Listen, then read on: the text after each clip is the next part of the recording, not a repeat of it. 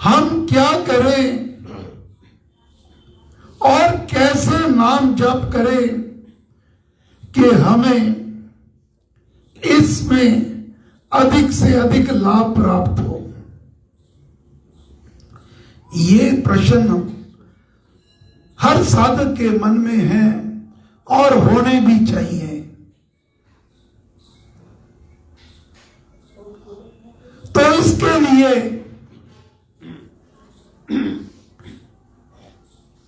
हम संतों की शरण में जाएंगे, महापुरुषों की शरण में जाएंगे, सदग्रंथों की शरण में जाएंगे।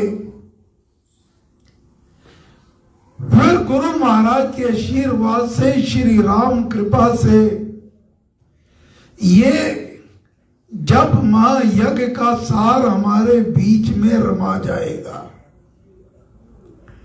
हमारी भावना ऐसी बनेगी कि मैंने अधिक से अधिक नाम जप करना है। पूरे वर्ष आप सदग्रंथों का पाठ करते हो, महापुरुषों के प्रवचनों को सुनते हो, लेकिन जो कुछ आपने इसमें पूरे वर्ष जो सीखा, अब ये 8 दिन में आपको प्रैक्टिकल करके दिखाना होगा। अब ये इम्तिहान की घड़ी है। ऐसे अवसर बार बार नहीं मिलते, ना जाने कब इस जीवन की लड़ी की सांसें टूट जाए। तो जो मिल रहा है उसका भरपूर लाभ उठाना है। संतों की वाणी है, जप यज्ञ भगवान से जुड़ने का एक साधन है, तरीका है।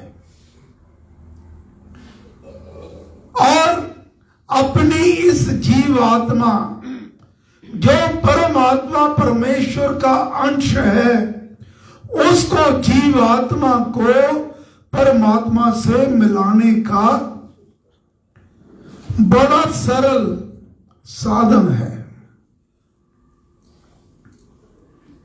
इसमें साधक एक खास विधि से, विश्वास से, भावना से प्रभु के पतित पावन नाम राम नाम का जाप करते हैं, अपनी आहुति डालते हैं। इस यज्ञ के निमित्त तो दूसरे शहरों से भी और विदेशों से भी इसके निमित्त साधक जाप करके अपने अपने स्थान से अपनी आहुति डालते हैं। हम तो बड़े भाग्यशाली हैं कि हमें इस सिद्ध स्थान में प्रभु श्री राम के श्री चरणों में बैठकर ये जाप करने का अवसर प्राप्त होगा।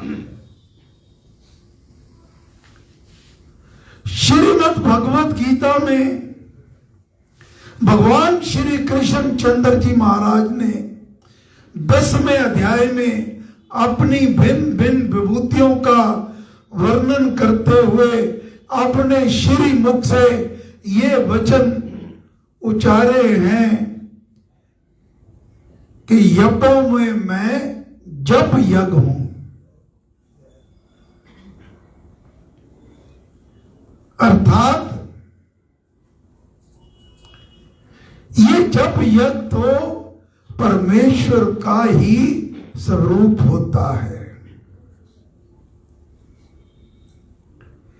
ये भगवान का ही रूप है। अब स्वामी जी महाराज की वाणी द्वारा हम और आगे बढ़ने का प्रयास करते हैं। महाराज की वाणी, जप करना आध्यात्मिक तप है। जैसे कोई इस शरीर को रोग हो जाए, सोग हो जाए, तो हम इसके स्पेशलिस्ट डॉक्टर साहब के पास जाते हैं। वो अपनी आपके रोग की जांच करके आपको दवाई देंगे और कुछ प्रिकॉशन बताएंगे, परहेज बताएंगे कि इनका पालन करोगे तो आप इस रोग से मुक्त हो जाओगे। इसी प्रकार संत महापुरुष भी जब हमारे अंदर मानसिक पीड़ा होती है, मन चिंताओं से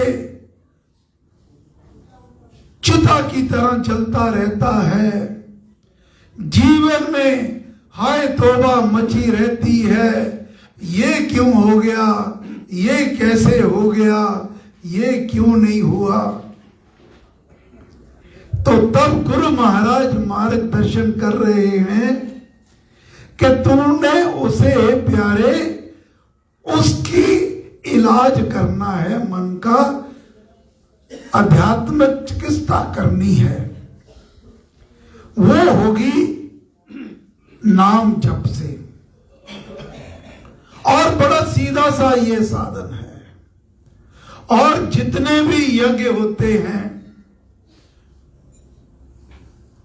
उसमें कई प्रकार के भिन्न भिन्न प्रकार की सामग्री की जरूरत होती है।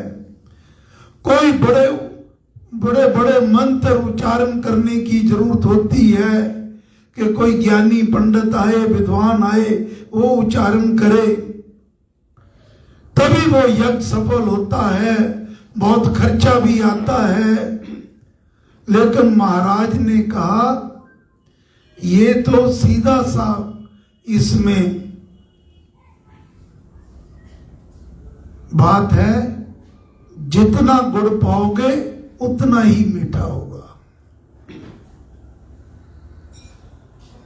जितना अधिक जप होगा उतना ही अधिक आत्मा निर्मल होगा।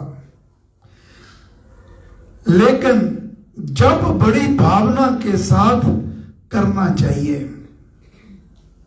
अगर हम जाप भी कर रहे हैं, मन में किसी ना किसी कोने में शंका भी बनी हुई है कि पता नहीं ये जो मैं जाप कर रहा हूं, कर रही हूं, पता नहीं देव द्वार तक पहुंचेगा भी नहीं। शायद किसी ने कहा वहां जाकर 7 वीरवार ये करो, 4 दिन ये करो, वो कर लेता तो ज्यादा अच्छा। तो महाराज फरमाते हैं भावनाहीन व्यक्ति हो तो फिर अधिक लाभ नहीं होता। आप जाप भी करोगे तो लाभ नहीं होगा। स्वामी जी महाराज के पास एक देवी आई कि महाराज आप आशीर्वाद दो, मैं इतने समय से नाम जप कर रही हूं, मुझे लाभ नहीं हुआ, आप आशीर्वाद दो। तो स्वामी जी महाराज एकदम बड़े क्रोध में आ गए और उसे कहते, जा देवी, अगर राम नाम से तेरा कुछ नहीं होगा तो यह सत्यानंद क्या कर देगा। अपने अंदर टटोलो कि मैंने जाप किया है तो किस भावना से किया है। भावना बलिष्ठ होनी चाहिए। इससे संस्कारों पर गहरा प्रभाव पड़ेगा। साधक स्वयं अनुभव करेगा। जब स्वयं अजपा जाप चलेगा, वाणी से नहीं, जीभ से नहीं, स्वयं मानसिक जाप होता जाएगा। क्या मतलब अजपा जाप का? पहले ध्यान में बैठते हैं, माला भी हाथ में ले ली, सामने मूर्ति भी स्थापित कर दी, आह्वान भी करा, लेकिन अजपा जाप में फिर ऐसे अभ्यास हो जाएगा, ना माला की जरूरत है, ना मंदिर की जरूरत है, ना सावधान की जरूरत है। मन ही मन हाथ से काम करते हुए उठते बैठते सोते जगते चलते फिरते मन राम नाम को पकड़ ले तो ये जपा जाप की स्थिति होती है। ना वाणी से बोलना पड़ेगा राम राम, ना जीभ हिलेगी, स्वयं मानसिक जाप होता जाएगा। तब अविद्या की ग्रंथि टूट जाएगी और दशम द्वार से पार हो जाएगा। मानव साधक का परम कल्याण हो जाता है। ये तो बात रही इस जाप के महत्व की। अब ये जो जप महायज्ञ आ रहा है, मैंने पहले भी कई बार बोलने का प्रयास किया है कि अभी तक हम श्री राम अक्षर के सन्मुख बैठकर नाम जाप करते हैं, बहुत अच्छा है। लेकिन स्वामी जी महाराज को अपने जीवन भर की कमाई के बाद, साधना के बाद, सेवा के बाद, देव द्वार से जिस रूप में राम नाम प्राप्त हुआ, 12 अप्रैल को स्वामी जी महाराज का प्रकट दिवस आ रहा है और उसी सिद्ध स्थान पर परम धाम डलहौजी पर हर वर्ष की भांति इस बार भी वहां नतमस्तक होने जाएंगे। तो उस स्थान पर व्यास पूजा के दिन 1925 में गुरु महाराज को इस राम नाम की प्राप्ति हुई थी। गुरु महाराज को सिद्ध चक्र प्राप्त हुआ। ये श्री स्थान जी के रूप में आप में से बहुत लोगों ने इसके अभी दर्शन नहीं किए। ये बहुत भाग्यशालियों को जिन्होंने नाम दान ले रखा है। नाम दान लेना भी कोई गारंटी नहीं है। गुरुजन आपकी भावना को देकर, पूरे परिवार की भावना को देकर ये श्री स्थान जी दिया करते हैं, क्योंकि इसके बहुत सख्त नियम हैं। अब महाराज ने कृपा करी है, हमें इजाजत दी है कि 16 फरवरी को जप यज्ञ के शुभ आरंभ से पहले यहां पर श्री स्थान जी की विधिवत स्थापना हो जाएगी। उसके सन्मुख ये अभी मैं आपको इसका चित्र नहीं दिखा सकता। कल्पना करिए, स्वास्तिक इसके चारों ओर हैं। ये स्वास्तिक विघ्न विनाशक, कार्य सिद्धि करने वाला है। नीचे कमल बड़ा मांगलिक, ऊपर श्लोक में भगवान का स्वरूप मंत्र के साथ सूर्य है। सूर्य की बड़ी उपासना होती है।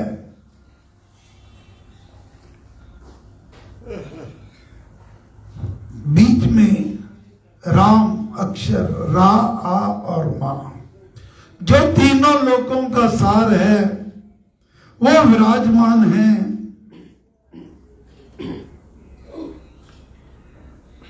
तो जब उसके सन्मुख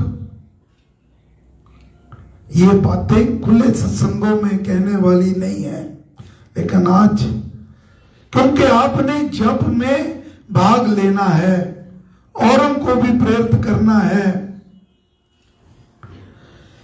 इस श्री स्थान जी के सन्मुख केवल राम नाम का जाप किया जाता है और किसी मंत्र का उच्चारण नहीं होता।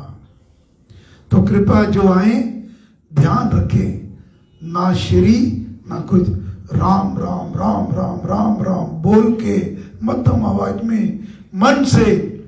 और जब आप जाप करोगे, स्वामी जी महाराज ने तो गारंटी दी है,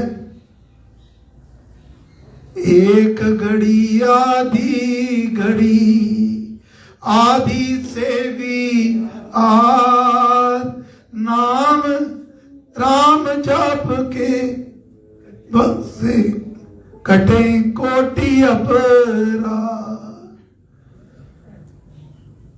आधी से भी आधी घड़ी के राम नाम का जाप कर लिया तो आपके करोड़ों करोड़ों कष्ट और पाप कट जाया करते हैं। समय हो रहा है, अंत में मैं आज की बात को संक्षेप में समाप्त करना चाहूंगा। जब आप श्री अस्तान जी के सन्मुख बैठकर नाम जाप करेंगे तो ये विश्वास रखना, गुरु महाराज और परम पुरुष श्री राम जिस नाम का हम जाप करते हैं उसके नामी है परमेश्वर श्री राम। वो साक्षात विराजमान रहते हैं अपनी पूरी शक्तियों के साथ, रिद्धि सिद्धियों के साथ, पूरे जगत के वो स्वामी हैं, वो विराजमान रहेंगे। और जब हम उनके आगे बड़ी भावना से, विश्वास से जाप करेंगे तो उस धाम से जो कृपा अवतरण होगी, जो कृपा अवतरण होती है, उसका कोई भी तोड़ नहीं सकता। जब जाप करेंगे तब जिसके ऊपर, उसके ऊपर राम जाप दे आनंद महान मिले उसे जिसे दे भगवान। कोई विरला ही होगा जिसको राम नाम के दर्शन होंगे, दिव्य ज्योति के दर्शन होंगे, विभूतियां के दर्शन होंगी। और इस यज्ञ का ये फल है, जो भी कोई बड़ी भावना से नाम जाप करेगा तो उस धाम से, परमेश्वर के धाम से उसके हर मनोभाव पूर्ण होंगे। और जो कृपा अवतरण होगी, फिर कोई भी कैसी भी जीवन में संकट आए, कष्ट आए, उनको कोई भी किसी प्रकार का नुकसान नहीं पहुंचा सकता, उसका कोई भी तोड़ नहीं।